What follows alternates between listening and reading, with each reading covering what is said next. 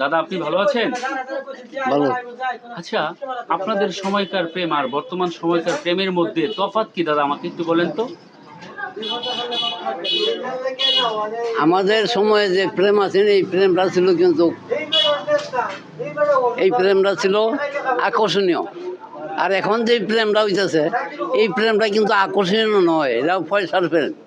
কারণ পয়সা যে জগৎই মিলে, পয়সা না তাহলে প্রেম মিলে না। সত্যি কথা বলেছেন আপনি। যার পয়সা আছে তার প্রেমের অভাব হয় না। আর জি আপনাদের সময়কার যে প্রেম ছিল সেটা ছিল একবারে অন্তরের অন্তরস্থল থেকে গভীর ভালোবাসার প্রেম, তাই না? জি। আচ্ছা, এই প্রেম নিয়ে আপনি একটা গান আমাকে উপহার দিন।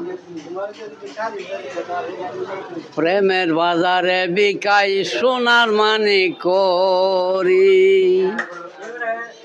সোনার মানিক করে, সোনার মানিক করে, প্রেমের বাজারে বিকাই সোনার মানিক করি।